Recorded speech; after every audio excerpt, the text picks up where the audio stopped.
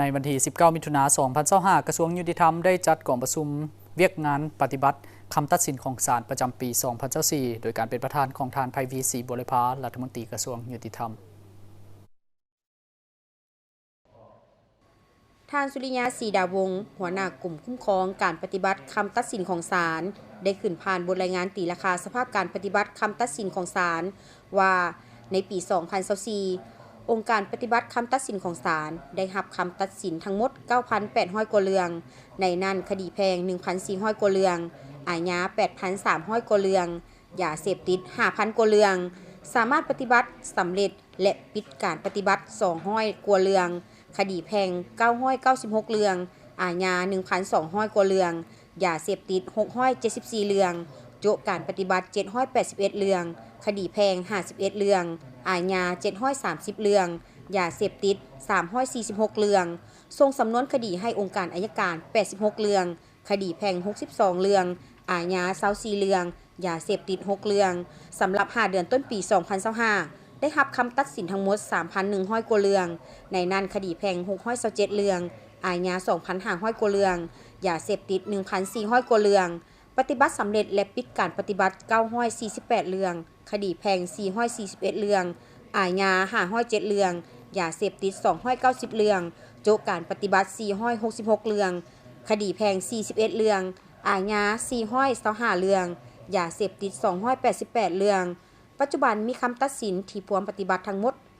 59,700 กว่าเรื่องในนั้นคดีแพ่ง 15,000 กว่าเรื่องอาญา 49,200 กว่าเรื่องยาเสพติด 27,700 กว่าเรื่องแยกสถิติให้เห็นนับแต่เดือนพฤษภาคม 2024 หาพฤษภาคม 2025 ซึ่งระยะสร้างตั้งกองและห้องการปฏิบัติคำตัดสินศาลได้ 1 ปีซึ่ง5กองและ 11 ห้องได้รับคำตัดสินของศาลจำนวน 5,900 กว่าเรื่องมีคดีแพ่ง 1,100 กว่าเรื่องอาญา 4,700 กว่าเรื่องยาเสพติด 2,600 กว่าเรื่องปฏิบัติสำเร็จและปิดการปฏิบัติ 1,200 กว่าเรื่องคดีแพ่ง 770 เรื่องอาญา 480 เรื่องยาเสพติด 236 เรื่องโจการปฏิบัติ 624 เรื่อง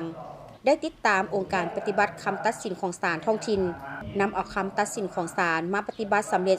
2,200 กว่าเรื่องในปี 2024 และ 948 เรื่องใน 5 เดือนต้นปี 2025มอบเงินให้ครูความทั้งหมด 354 ตื้อกว่ากีบ 87 ล้านกว่าบาท 3 ล้านกว่าดอลลาร์สหรัฐ 96,000 หยวนมอบเงินอากรเข้างบประมาณให้รัฐทั้งหมด 3 ตื้อกว่ากีบ